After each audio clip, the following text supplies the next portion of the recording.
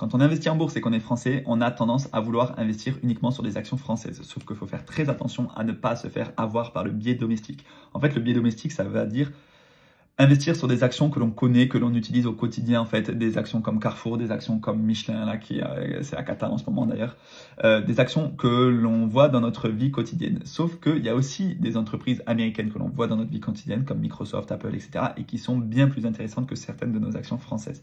Donc, alors oui, il y a ce côté patriote, etc., on peut vouloir propulser un peu les entreprises françaises, etc., mais en réalité, il y a beaucoup d'actions américaines qui performent beaucoup mieux. Et il suffit de comparer les indices de référence.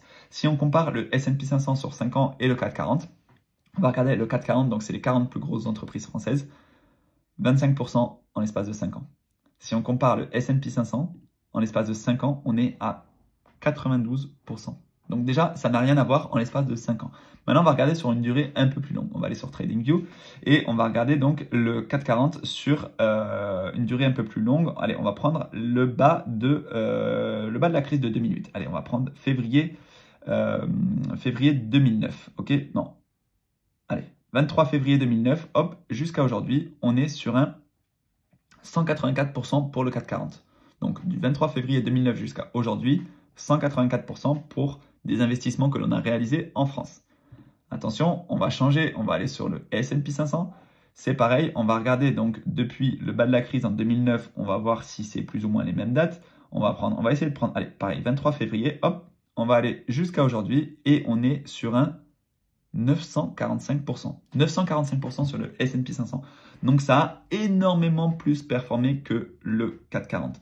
Et en fait, c'est normal parce que l'attraction, elle se situe là-bas. Les marchés financiers, ils sont dynamiques aux États-Unis. Les entreprises qui produisent en fait les plus grosses multinationales de la planète, elles sont aux États-Unis. Alors oui, on en a en France. On a LVMH, c'est très beau, c'est un fleuron français. On a Total Energy. On a Air Liquide, etc. Ce sont de superbes entreprises, mais globalement, en termes d'indices, si on fait une moyenne, la performance est beaucoup plus intéressante aux États-Unis qu'en France. Alors, qu'est-ce qu'il faut faire? Est-ce qu'il ne faut plus du tout investir en France? Je ne sais pas. Je ne sais pas. En attendant, si tu veux investir en France, selon moi, il faut faire du stock picking, sélectionner les meilleures actions, des actions de qualité sur lesquelles tu souhaites investir, peut-être qu'ils reversent des dividendes, mais prendre un ETF du CAC 40, selon moi, ce n'est pas forcément intéressant quand on voit qu'un ETF du S&P 500 fait beaucoup mieux. Ça fait vraiment beaucoup mieux. Et encore, on peut même faire encore mieux en allant sur le Nasdaq. Je pense que sur le Nasdaq, on aura de très belles surprises. Si on prend le graphique du Nasdaq, donc pareil, depuis, on va se mettre en weekly, hop, depuis la crise de 2008, où est-ce qu'on est? On est donc par ici. On va prendre, donc, on avait dit 23 février 2009. Mars, avril. Ok, bon, on va prendre 17 février, ça va être plus ou moins pareil. Et on arrive ici, on est sur un, hop, 1400%. 1400% pour le Nasdaq. Donc le Nasdaq, c'est encore représenté par beaucoup de valeurs de la tech. C'est les 100 grosses boîtes américaines. Mais c'est plus volatile. Forcément, quand il y a des chutes, ça chute plus fort. Mais quand il y a des hausses, ça monte plus haut. Donc prendre un ETF du Nasdaq ou un ETF du S&P 500, mais même si on va sur le MSCI World, c'est plus intéressant que d'aller prendre un ETF du CAC 40. Après, ça ne veut pas dire qu'il ne faut pas investir sur des actions françaises. Quand on regarde l'action LVMH, c'est une action qui a bien performé. Hein, LVMH, c'est une action qui a bien performé. Par exemple, sur les 5 dernières années, on est quand même à 47%. Et on avait dit, sur le CAC 40, on était sur les 5 dernières années à 25%. Donc, elle a 2 fois, enfin pas exactement, mais elle a mieux performé que les 40 plus grosses entreprises françaises dans la moyenne.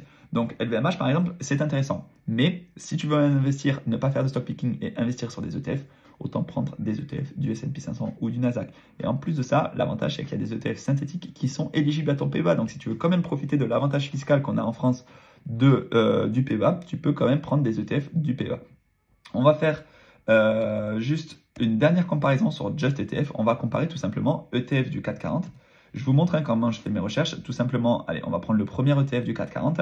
Donc, le ticker, c'est CAC. Et est-ce que c'est un ETF qui est éligible au PEVA? Ouais, probablement, puisqu'en fait, évidemment qu'un ETF du CAC 40 est éligible au PEVA.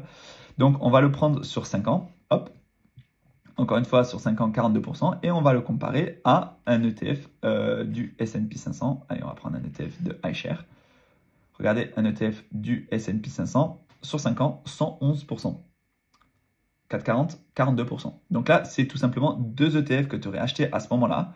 donc en novembre 2019, donc un peu avant le Covid, ok, on aurait eu le crash du Covid, etc. Mais aujourd'hui, tu t'en sors avec une performance qui est quasiment doublée en investissant sur le S&P 500. Et si on prend une durée plus longue, alors là, encore une fois, on est sur un... Alors, je ne sais pas exactement sur combien d'années ils nous calculent ça. Ouais, depuis 2010, on va dire, jusqu'à 2024. 220% pour le CAC 40, 600% pour le S&P 500. Ça remonte tout ce que je vous ai montré avant, mais ça, c'est vraiment la performance d'un ETF. C'est concret, un ETF que tu aurais acheté sur ton PEA, par exemple. Donc, voilà, à vous de faire vos choix. Sachez que les marchés américains performent beaucoup mieux que les marchés français.